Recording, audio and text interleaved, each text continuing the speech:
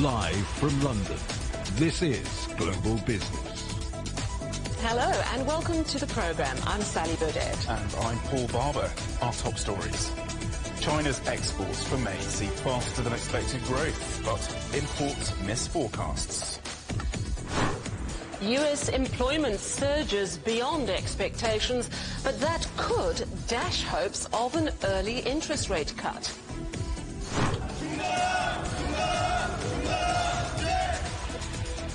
Union members at South Korea's Samsung staged the first ever walkouts in a dispute over pay. And breaking the ice, Russia and China agree to jointly run a new cargo shipping route through Arctic waters. While China's exports grew more than expected in May after policymakers rolled out measures to boost the economy. Customs data shows exports up 7.6% on the previous year, with goods totalling more than $300 billion. Meanwhile, imports in the same period increased 1.8% at a value of nearly $220 billion. That's significantly down from a rise of nearly 8.5% seen back in April. Well, let's get some more on this now with Joshua Mahoney, who's Chief Market Analyst at Scope Markets. Welcome back to the show, Josh. Good to see you. So what are your thoughts on why China's exports grew faster than expected last month? Well, great news for China, certainly when it comes to exports. That's exactly what they want to be focusing on. The weakness in terms of the import side of things, less of a concern at the moment. Part of this comes down to what you can call base effects, which essentially means what's the comparison to where we were a year ago. And a year ago, we saw a particularly poor figure. And so it wasn't necessarily too difficult to see a beat this time around. But certainly there's some grounds for encouragement, in particular when it comes to their trade within the Asian region, up 9.7%. And in actual fact, you know, there's been big question marks about the relations between China and the US, China and the EU, especially with the question marks around tariffs for automobiles in particular. But we did see some weakness on that side in terms of the US, just 0.2% growth in terms of exports. EU minus 3.9. So really we're seeing some strains further abroad, but within the Asian region, really China is powering forward.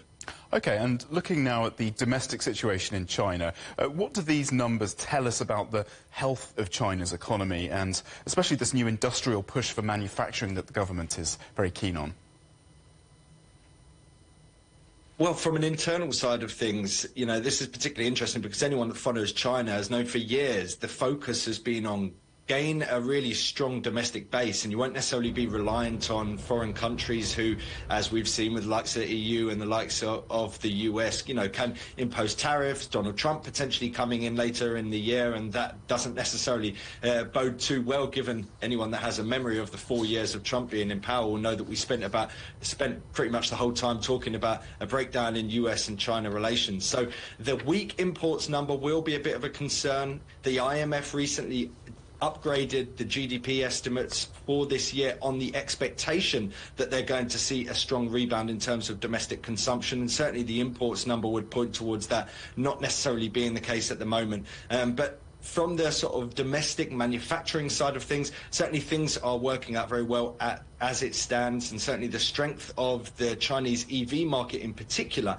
is particularly notable as they plan to likely roll out their products across the globe and continue to push into areas that typically have been dominated by European and US companies. Mm-hmm.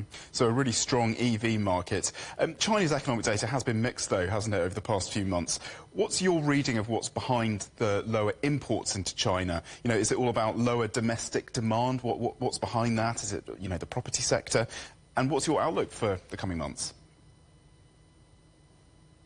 Yeah, well, look, I mean, you know, we have a similar kind of situation here in the UK where everyone's money is tied up within the real estate sector. And when you see weakness within that area, people become quite fearful and withdrawn in terms of the purchases when it comes to big ticket items. So it's not necessarily a shock, the fact that we're seeing these major jitters within the real estate and housing sector within China, and that impacting the domestic demand situation. Retail sales suffering recently. The latest numbers that we've we've seen certainly pointed towards retail sales as being the one area of weakness. And we saw, say, industrial production doing particularly well, fixed asset investment relatively elevated. So the domestic demand picture remains questionable. That is all tied into the credit issues, the real estate issues. But, you know, ultimately there is a view that give it a little bit of time and these things will be worked out. And when you've got the strong export side of things, then, you know, you just need the sort of domestic consumption thing to tie into it. And suddenly you're looking at a particularly strong China going forward. Yeah, certainly no denying those really strong export numbers. Thank you very much indeed for your thoughts. Joshua Mahoney from Scope Markets. Appreciate your time. Workers at Samsung Electronics have staged the first walkout strike in the company's 55-year history, demanding better pay and a bonus. South Korea's most powerful conglomerate is racing to catch up in the chip market used in artificial intelligence. Jack Barton reports from Seoul. The one-day strike by workers from Samsung's biggest union, representing about 1/5 of the country's domestic workforce, was driven by a demand for better pay and conditions. It marks the first ever walkout by members of a Samsung Electronics union, though street protests have become a regular sight in recent weeks. Analysts say the walkout signals workers at South Korea's biggest conglomerate are prepared to be more assertive at the very same time the company is racing to catch up in the development of chips used to power artificial intelligence. A union representative described the strike as a soft start and a symbolic move, aimed at leveraging meaningful dialogue with management, while clearly hinting that more dramatic industrial action could lie ahead. Samsung has offered a 5.1% pay rise, but the union is holding out for an additional day of annual leave and performance-based bonuses. The one-day walkout is not expected to impact semiconductor production or shipments, given most of those who participated were from the company's headquarters and not from production sites. Jack Barton, CGTN, Seoul. Now, London markets have closed lower again, capping off a disappointing week. The FTSE 100, the leading index of the London Stock Exchange, closed down nearly half a percentage point. This marks 4 weeks of losses, its longest losing streak since 2020. Markets were jolted by US job numbers that came in ahead of expectations, denting hopes that the Federal Reserve will cut interest rates in July. A group of investors who held bonds in the failed bank Credit Suisse have filed a lawsuit in New York. They're accusing Switzerland of violating their property rights.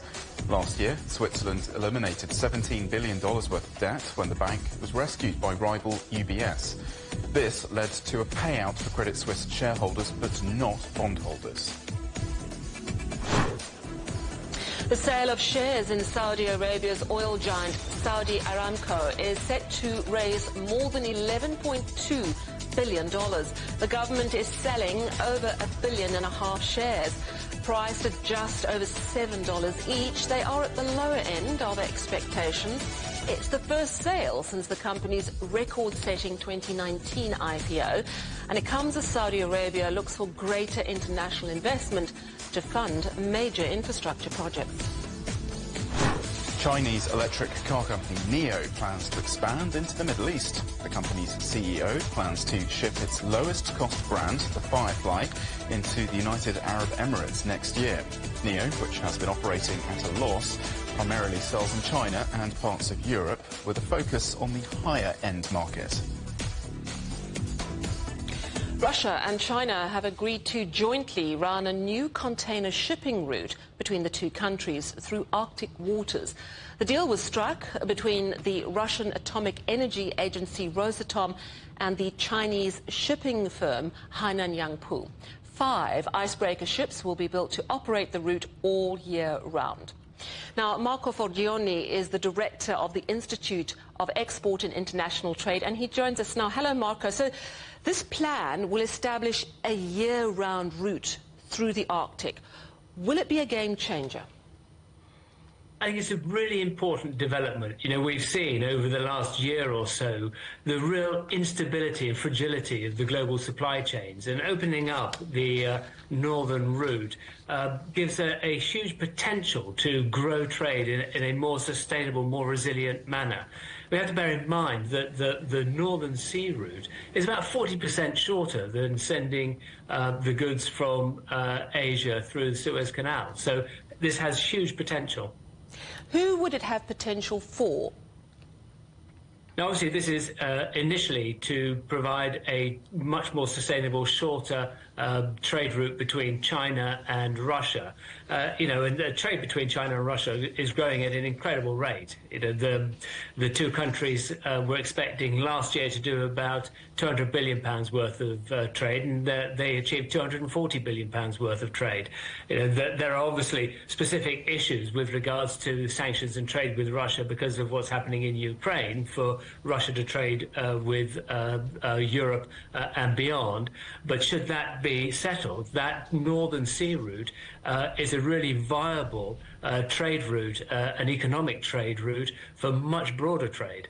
Talk to us about the problems that we've seen along the Suez route and also past the Horn of Africa, with a number of ports in South Africa in particular experiencing a lot of congestion problems.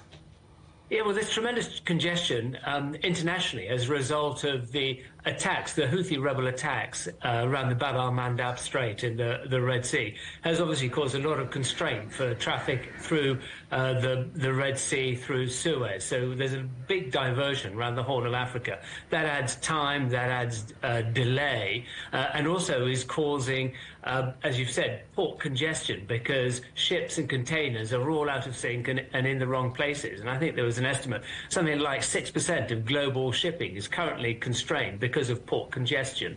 So opening up this Northern Sea route is really could be a very significant move for global trade in the future. We know that this route is not normally available year-round because it just becomes almost impenetrable. So talk to me about what it would require practically to keep this route, I presume, free of ice all year round. What would the challenges be in making it available 24/7? So there are a number of issues that are coming together. First is that the sea route is now ice-free for longer, and also the technology, the development and investment in shipping means that you've got more resilient ships that are able to transit and do the ice breaking required in the colder months of the year. So it's already being used, as you say, during the summer months, and you know, the shipping currently flowing through that route, even with DP World, who have a relationship with Russia and trading, increased 50% last year from 2 million tonnes to 3 million tonnes, and expecting that to grow bigger. With regards to this agreement with Rosatom and Hainan Yangpu, we'll be looking in time to transit something like 50 million tonnes of cargo. So this is a really significant step forward, and it's clear that the ships that are being built now, being proposed to be built, will be able to transit sustainably during those colder months. Fascinating. Thank you so much. Marco Forgione is the director of the Institute of Export and International Trade. Let's cross to the United States now, where employment has surged beyond expectations. For more, let's speak to our correspondent, John Terrett in New York. Good morning to you, John. Yes. So this is good news, surely. What's been the reaction been? Good morning. Well, I got some splaining to do. I got some splaining. Americans don't say explaining, they say splaining. Or in my case, mansplaining, I think, which I'll try to avoid doing that if I possibly can. Look, I mean, goodness me. John's playing, yeah, exactly. I mean, this report, okay, which came out about 4 hours ago now, was very, very good. Under normal circumstances, any president would be delighted with this. I mean, they put on 272,000 jobs in the month of May, not the 180 or 90,000 we were told to expect, way more than that, and way more than April, which is 165,000. So for the folks getting jobs, this is very good stuff, because it's money going into their pockets, because the average hourly wages were up 0.4% for the month and 4.1% for the year. Although, of course, any money they get is being eaten away by inflation. You must bear that in mind. So good numbers, really, in normal times, but not when you're trying to bring inflation down to 2%. It's not good news for the Federal Reserve. So the headline is that the jobs number smashed through what was expected. So what is the next question? Well, the next question is, was it accurate? And we've seen this before. We have seen this before on this program, where these numbers come out and people simply don't believe them. And today, the reason they don't believe the official number is because there's another survey out there called the Household Survey, where they're looking at how households are getting on.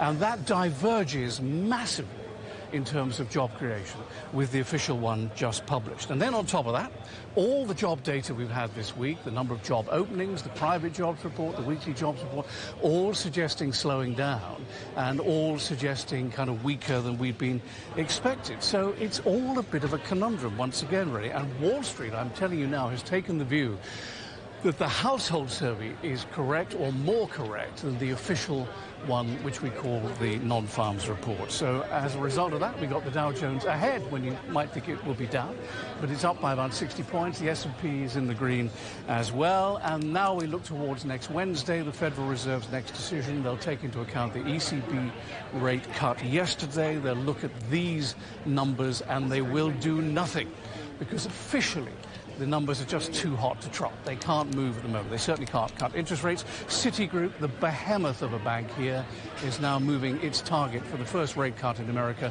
from July to September. And other people here on Wall Street are suggesting 2025. In other words, no rate cut at all until the new year. We'll just have to wait and see. Anyway, the markets are buoyant at the moment, believing the official numbers are wrong.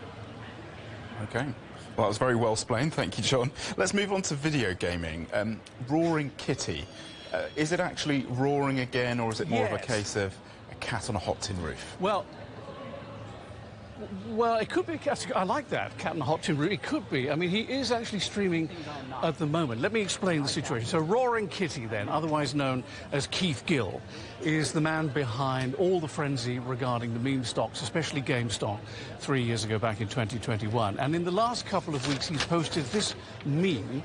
Our graphics department is working overtime here at CGTN. He posted this meme of him in a chair, sitting forward or sitting back, whichever you care to read it as, and that prompted the stock price in GameStop to go up. Then last weekend he showed us a position he has in GameStop of $116 million, and now today he is streaming for the very first time in 3 years. Now he may be Roaring Kitty, but on Wall Street they're rolling their eyes because I think they wish this would just go away, really. I can't hear what he's saying, but I wouldn't mind betting that he is laying out his position when it comes to these meme stocks. He'll be telling us whether he's added to that 116 million he revealed last weekend. And of course, he'll be talking up GameStop because that's what he does. And I have to tell you, a lot of people on Wall Street think that there is no future, really, not really a future in terms of successful growth and investing in the stock formally with GameStop and the other meme stocks like AMC. So the story is, at the moment, GameStop has been halted. Okay, now it's back on again. It's been halted twice so far. At the moment, the share price is down about 28% as Roaring Kitty is talking. AMC is down about 5%. And the main reason for that is GameStop has announced they're going to sell 75 million shares. And they're going to do it what they call in a market offering. So it'll be over time. But they have money coming in. The question is, what will they do with that money? But because they're selling so many shares, that's why GameStop is down, even though Roaring Kitty on the TV here is roaring, presumably. I mean, I can't hear what he's saying, but he's certainly attracting attention. I mean, this is a silly story, Paul. In many ways, this is a bit of fluff, but we'll see what happens. A bit of fluff, I like that. We like light and shade on Global Business Europe. Well, let's end this segment, John, with a plot twist. Netflix, it's being sued, isn't it? Tell us more. Yes. I know, this is a great story, and this is about a bunny boiler, really. Remember the bunny boiler back in the late 1980s? The Fatal Attraction movie with Michael Douglas and Glenn Close, where she puts the bunny in the pot. Oh, we were all so scared. We were all so naive back then. Anyway, this is a story about another stalker plot. It's called Baby Reindeer. It's produced by Netflix, based in the UK. Came out in April. And it is the story of Richard Gadd, who was stalked by a woman called Martha. Now, Martha's real name is Fiona Harvey. And she either outed herself or she was outed and went along with it. And she's now in the news because she is suing Netflix for the plot. She says it's defamatory and a work of fiction. She wants $170 million, about £150 million. Netflix says, well, good luck with that. We're going to defend this vigorously and allow Richard Gadd to actually have his say. And the point of the story is this is a very thin line, you know, between real life and drama. Because when you're producing something and it's based on real life, you have to kind of, you know, sex it up a bit, really, to make it a story that's worth watching, to make people want to tune in at the end of each episode. So this is a question, if it does come to court, about what you do as a writer when you're taking a real-life story. Real life is slow and plodding and boring and, you know, not very entertaining, but turning it into something that makes people want to tune in again and again. Well, John, thank you very much indeed. Have a great weekend. That's John Terrett from New York. Thank you. You're watching CGTN. Still ahead, voters in Ireland and the Czech Republic head to the polls on day 2 of European Parliament elections, with far-right parties predicted to make gains.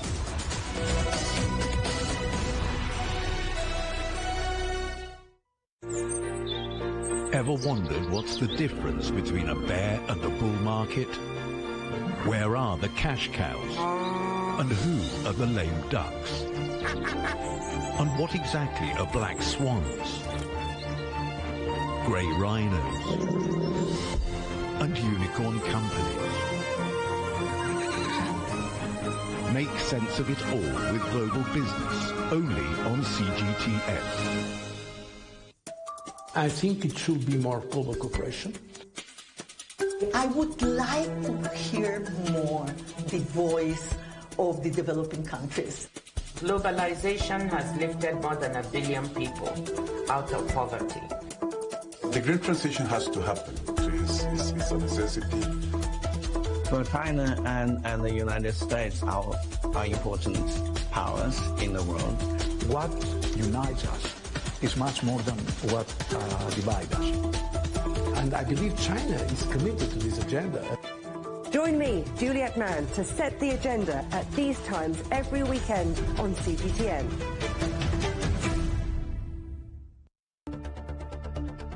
Events have consequences. Words create impact. One more offensive in a long line of battles that's been ongoing for more... Just got to be careful here with some gunshots. Excuse us. The world today matters for your world tomorrow. The number of casualties is growing quickly. This is one of the hardest hit towns in the region. The world today, every day on CGTN.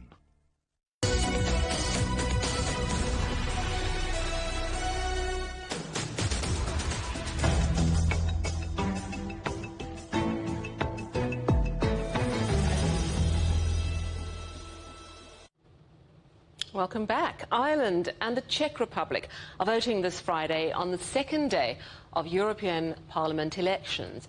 Voting began in the Netherlands on Thursday, with exit polls showing the left-leaning parties gaining a narrow lead over the far-right Freedom Party.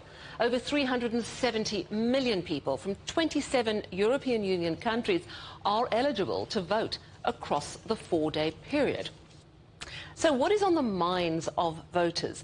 A poll by Ipsos Euronews of nearly 26,000 people across 18 countries has some answers, and it shows 4 of the 5 most important issues relate directly to the economy. The rising cost of living tops the list. 68% of people saying it was their biggest concern. Second most pressing issue for voters across those 18 countries polled, social inequality, flagged by 64% of people surveyed. Supporting economic growth was the third highest priority, backed by 62% of people. And tackling illegal immigration, that came in 4th in this Ipsos Euronews poll. 59% of people cited it as a priority, while 57% of people, of the nearly 26,000 people surveyed, want unemployment made a priority. Immigration has been highlighted as a key election issue by right-wing and far-right political parties, with most promising tougher border policies. For voters, though, as we've just heard, it's just one of a number of concerns. In fact, research shows that the cost of living, defence and the environment rank as higher priorities. Our correspondent Ken Brown reports from Madrid. Top manta, two words that every Spanish person knows. It's the selling of counterfeit items from a blanket. The mostly undocumented migrant workers who do this are known as manteros in Spanish. When the police come, they grab their goods and run. Manteros say they have no other choice but to do this work because they don't have the papers to work legally. Yeah, my story, I'm a Gambian who've been in Spain for 2 to 3 years now. I myself, I was a mantero. I was a street vendor, and I find it so difficult, so hard, and then we do it because we don't have option. Nobody want to be in the street running against police with under the sun, carrying heavy things. I move on, and now I have a good job. I'm working in the airport. Abdu also volunteers at the Pantera Syndicate, which helps migrants get the papers they need to get off the streets and into legal employment. But it can be a lengthy process. The reality is that Spain, like the rest of Europe, needs migrant workers. Over 30% of the country's agriculture workers come from outside the EU, and at harvest time in Catalonia, for example, that rises to 75%. And those numbers don't even include undocumented workers. Without migrants, Spain and much of Europe wouldn't eat. But that doesn't stop some political groups from portraying them as a threat and using anti-immigration rhetoric to win votes in Spain, in Italy and across Europe. On one side, the current Italian government is trying to picture out migration mainly as a problem. On the other side, the same government issue a legal entrance permit for working reason, especially for migrants in the agricultural sector. 150,000 new workers a year in the next 3 years. The EU received over 1 million asylum applications in 2023, the most since 2016, when the term migration crisis was coined. And while some politicians are amplifying the anti-immigration rhetoric, studies suggest it isn't one of the voters' top concerns. Like this one from Eurobarometer that puts migration and asylum at 7th, behind concerns about the economy, jobs and climate change. The European elections will provide an important insight into whether the far-right's anti-immigration rhetoric is a winning strategy. But beyond that rhetoric, Europe needs migrants. The question is if it's willing to accept them or not. Ken Brown, CGTN, Madrid. In neighbouring Portugal, the Chega party has seen a rapid rise in support, going from just 1 seat in Parliament in 2019 to 50 seats this year. Dubbed a far-right party, their nationalist, ultra-conservative message resonates with many voters who claim they're being ignored by mainstream parties. CGTN's Jamie Owen spoke to Chega's first female politician, Rita Matias. Portugal is a very poor country in general, but especially for this youth generation. So I was the voice of them, and that's why we've grown a lot. In 2 years, we became the party that have more voters in the ages of 18 until 35, and that's because as a party, we gave the opportunity for young people without careers and without a big name on the streets participate and have a voice in all the topics, not just in the topics that have youth in the name. How important was social media in this campaign? On social media, we can show our message without filters and have the opportunity and especially gave the opportunity to people understand if they want to follow us or not. So we use a lot social media, and we try to show that we are funny, we are normal persons, we are not the radical, the extremists, the bad persons that we look like when we normally see televisions and the things that media in general share about us. What is your message? What do you stand for? showing that it's possible to be young and believe in a conservative society and believe in a society where the country is something that you should stand for, where the family is your main reason for living, where it's possible to be Christian without fear and without being from the last century. So for me, this is the big message. As a party, our main message is that it's possible to be politician and being in service of the country and of the people, not trying to serve myself. Your critics will say that you're extremists and far right. You are, aren't you? No, I don't think so. I think that we are extremists in the fight that we want to do against corruption, against this privilege that we see that the politicians have. So, of course, it's easier for the system to say that we are extremists. And how about being radical when it comes to Romanies and immigration?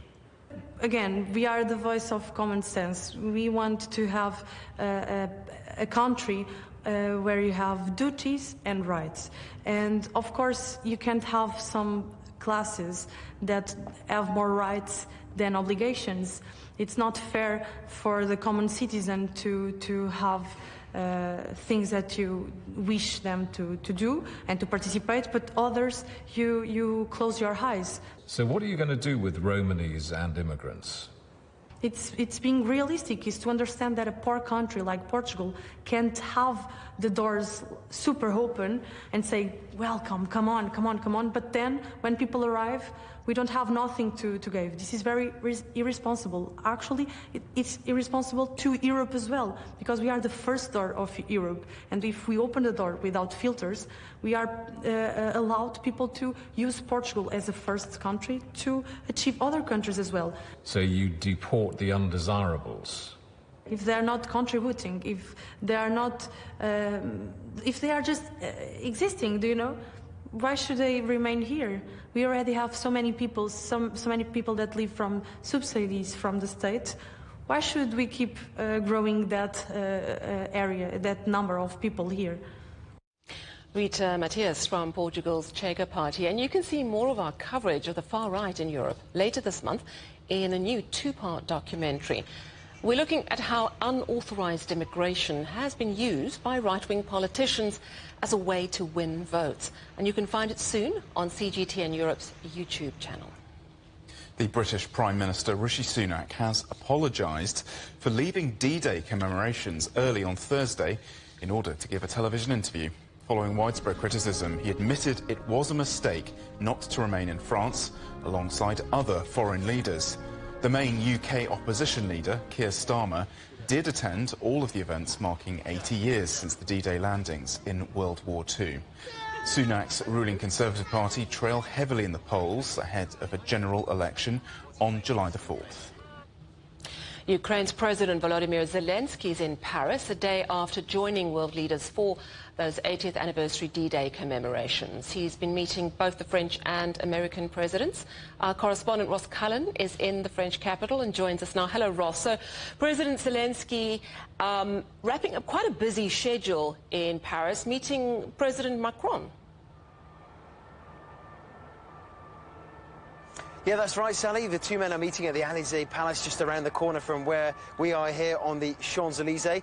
There was an official welcome by the French president and his wife, Brigitte Macron, for Volodymyr Zelensky and his wife, Olena Zelenska. And then the two men have got a working dinner scheduled. There's lots for them to discuss. Emmanuel Macron has become more hawkish on Ukraine in recent months, not ruling out Western boots on the ground inside Ukraine. And on Thursday evening, he announced that France will be providing fighter jets to the Ukrainian armed forces, Mirage planes, and that the combat pilots needed to fly them will be trained by French forces. So a real boost for Volodymyr Zelensky. He was earlier speaking to the French Parliament, where he received a standing ovation, speaking in a mixture of Ukrainian and in French. And now this evening, he's set for crucial talks with Emmanuel Macron. And of course, military aid for Ukraine at the top of the agenda, I would imagine, when Zelensky met with US President Joe Biden earlier in the day. Yeah, that's right. One of the first engagements for the Ukrainian leader was meeting his American counterpart at an upscale hotel here in the French capital. The two men discussing the state of relationships between Washington and Kiev.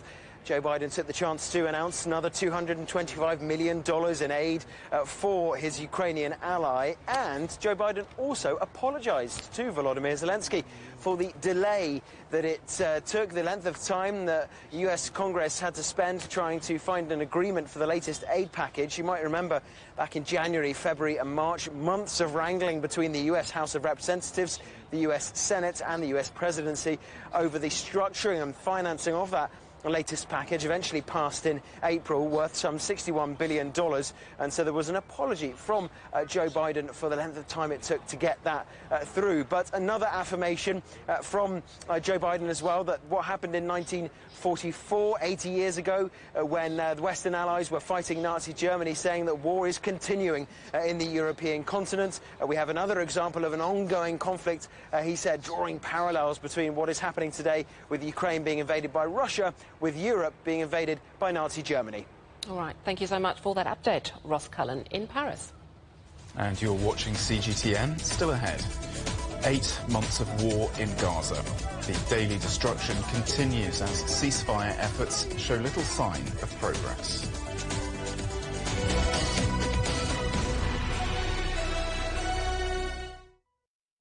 What do we mean when we talk about the difference? The difference is in the detail, the background, defense ministers from the wider angle and perspective of every story. Wherever the story may be. CGTN. See the difference.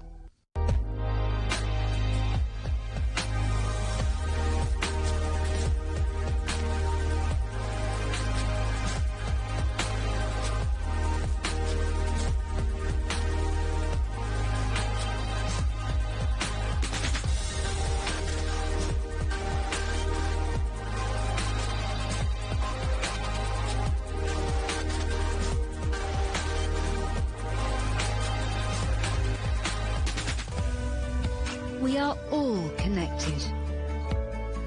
Across borders, across continents, connected by ideas, a shared humanity. Stay connected.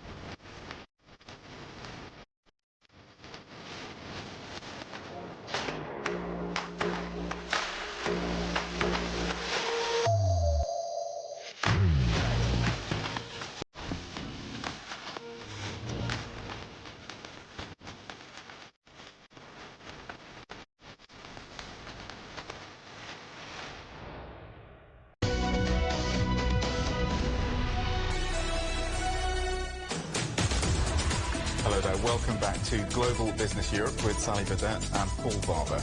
The headlines again. China's exports for May see faster than expected growth, but imports miss forecasts. US employment surges beyond expectations, but that could dash hopes of an early interest rate cut.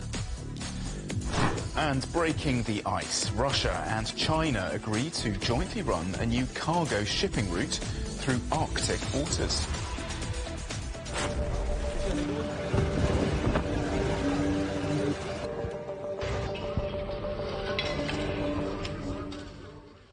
Israeli forces continue to strike Rafah from the air and ground, with residents reporting that tanks are advancing further west.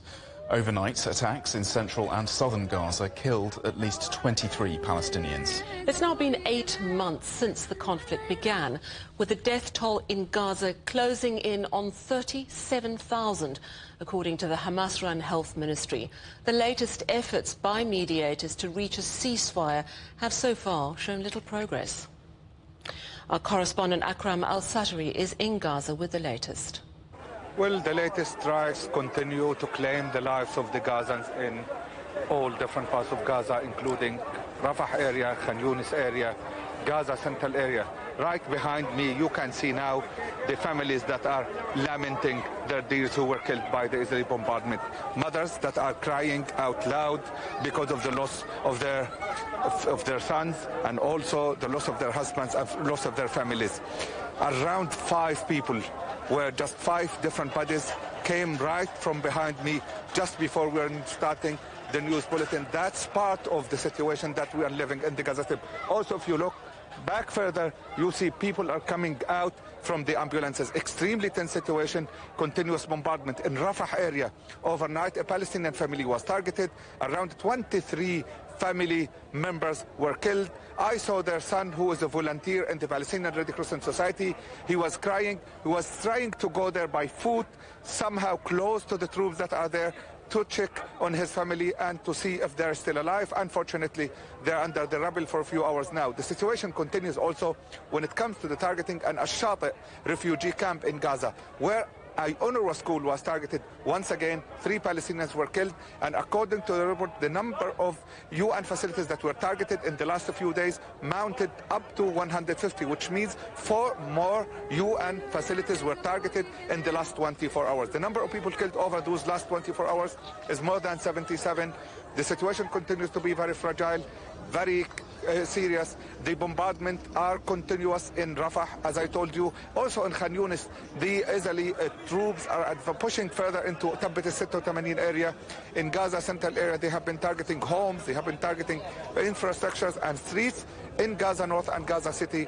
Also around 12 to 14 people were killed in the last few hours. So overall, the situation is extremely tense. The bombardment intensifies and more Palestinians are killed and injured. Akram Al-Satari reporting from Gaza. Well, in Israel, the military says its operations in Gaza have eliminated dozens of what they describe as terrorists. Meanwhile, there are reports that the US Secretary of State, Antony Blinken, will visit the region early next week. Our correspondent, Jonathan Regev, joins us now live from Tel Aviv. So, Jonathan, we're hearing reports of another strike on a school in Gaza. What is the IDF's strategy with these attacks? Yes, so what the IDF is claiming that what was actually hit was a storage facility that is inside that UN facility, and that storage facility was housing only what Israel calls Hamas and Islamic Jihad militants. Israel claims it was a very surgical operation targeting only those specific militants without any other damage to the area or other people killed other than those militants. This is what Israel is claiming. How much are those explanations worth for the UN?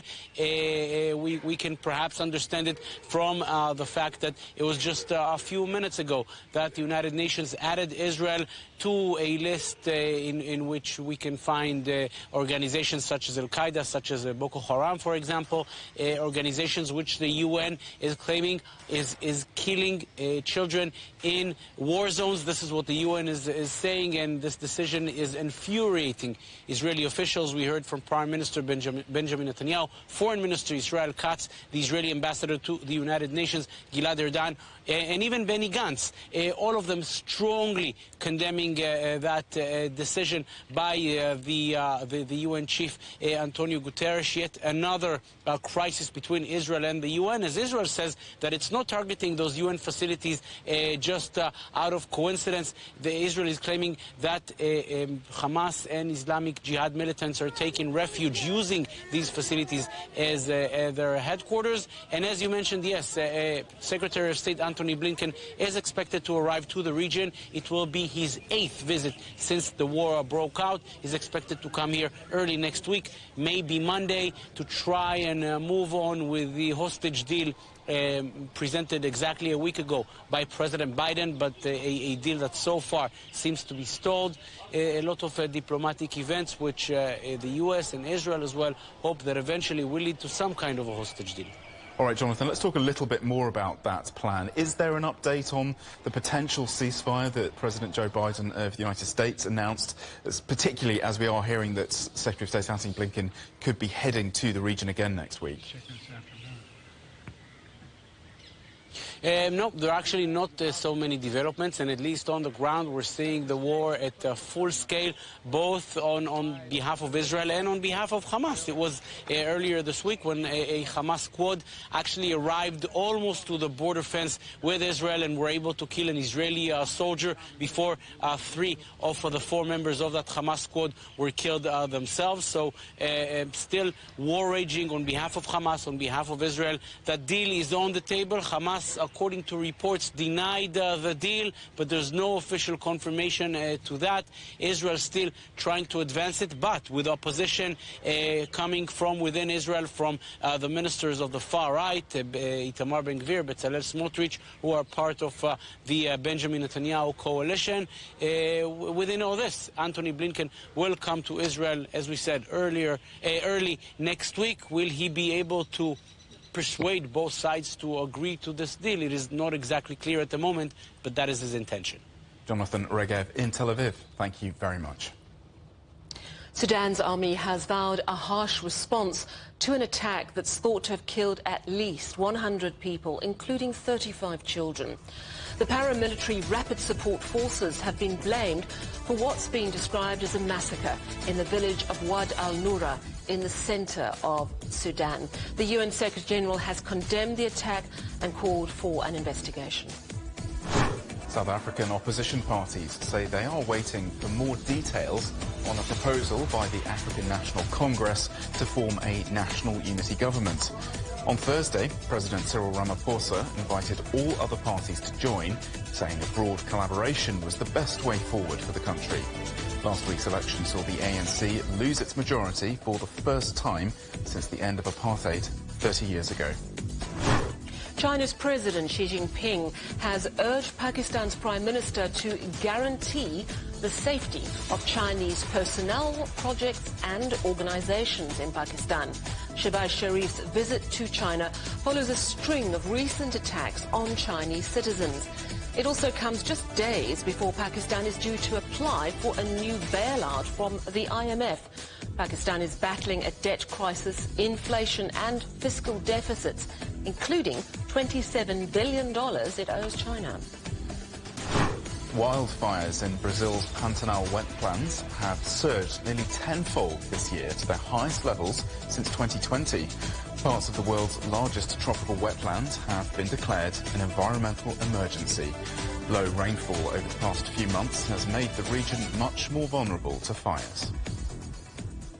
More than 34 million Americans are under a heat alert as large areas of the southwest swelter in the first heat wave of summer. Meanwhile, eastern parts of the United States have been grappling with destructive storms and tornadoes. Our correspondent Adis Chanshan reports from Los Angeles. Tourists descended on California's famous Death Valley to experience a pre-summer heat wave unusually early in the season. What we've really seen over the last couple of years is not just that the highs maybe are getting a little bit higher, but it's really that the lows aren't cooling down. So we're staying in these really hot temperatures for 24, 48-hour, 72-hour periods sometimes. The heat wave is blanketing much of the southwestern U.S. this week, a sign experts say to brace for another long, hot summer. So as of right now, it has been predicted that you will see another above normal summer as far as the temperatures go. These stretches of these heat waves that we're going to be seeing could continue all the way through, July and August. In Arizona, mobile clinics have been set up to provide support, especially for the homeless who are at higher risk. Well, that was really the big impulse for us to start these services here in Street Medicine Central Phoenix, was because of the amount of deaths that was suffered last year, which was a 52% increase from 2022. So now this year we're hoping we can help save some lives with the IV hydration. Opposite extremes are playing out on the east coast of the U.S., with multiple rare, powerful tornadoes leaving a path of destruction in the state of Maryland. Millions of Americans are on alert for heavy rain and flash floods as thunderstorms reach across the southern states. It comes as the latest report by the World Meteorological Organization says the world is on a record-breaking warming path. It's expected to get even worse over the next 5 years. There's an 80% likelihood that the annual average global temperature will temporarily exceed 1.5 degrees above pre-industrial levels for at least one of the next 5 calendar years. A revelation that's not so surprising, given that last month was declared the hottest month of May on record globally, and it was also the 12th month in a row to set that record. It is Tian Shan, CGTN, Los Angeles. You're watching Global Business Europe. Still ahead, fast, furious and fun. London's paddlers gear up for one of the largest dragon boat races in Europe.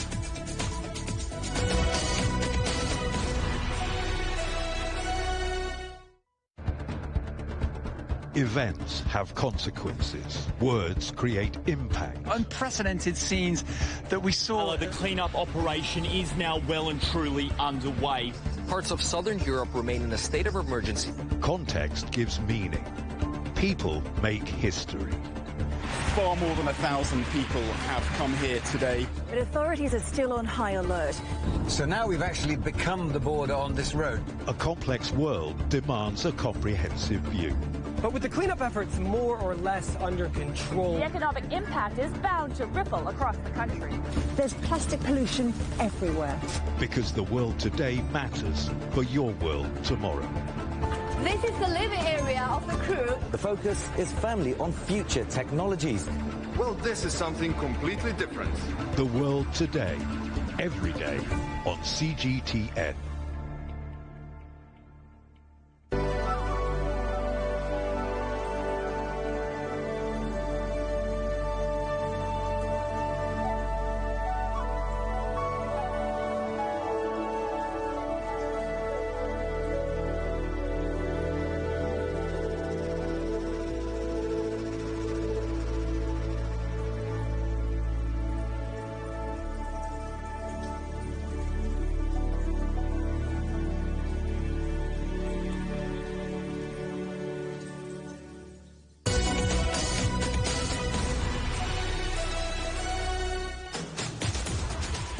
Welcome back.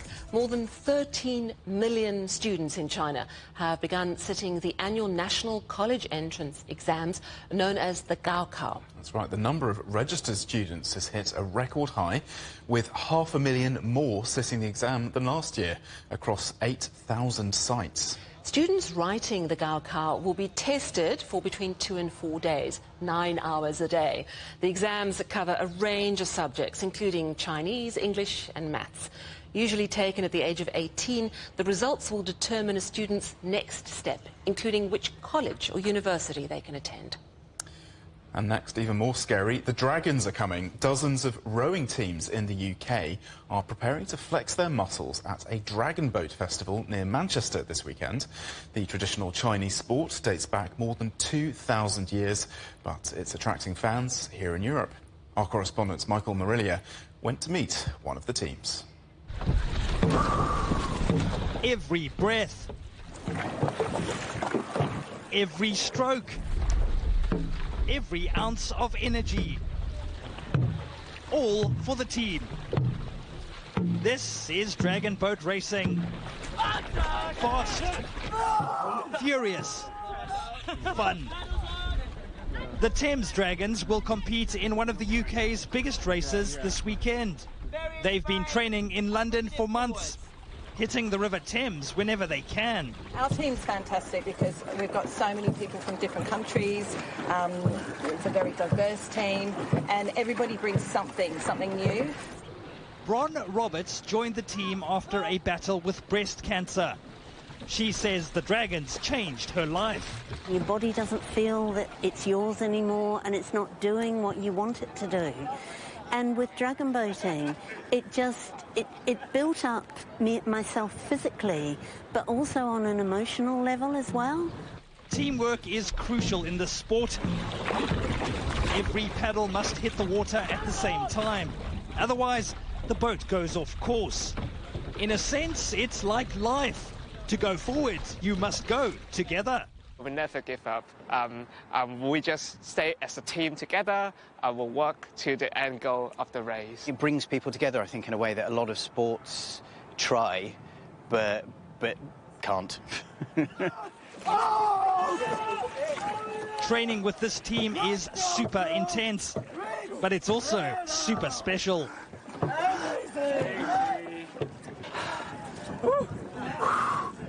That was absolutely crazy. I feel like my heart gotta jump out of my chest. Well done. The team has done all it can. Now it's all about the race and showing the world what it means to be a dragon. Michael Marilia, CGTN, London. 2, 3, 4, 5.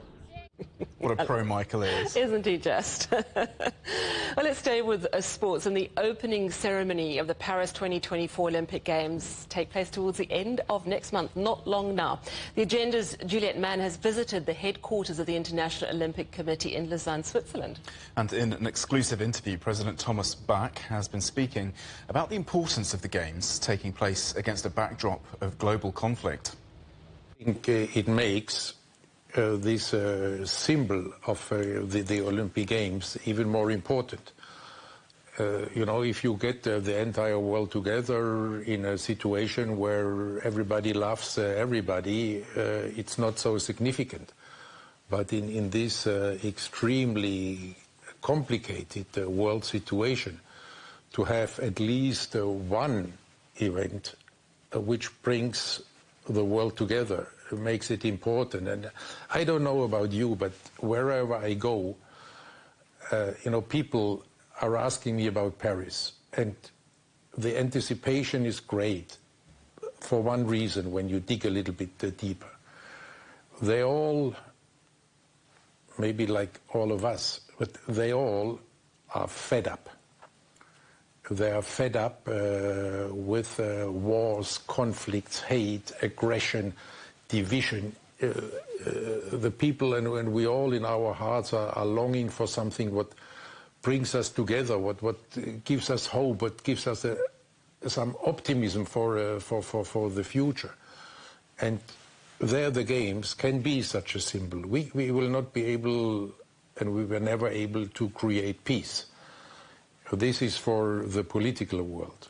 But we can show that living peacefully together is possible.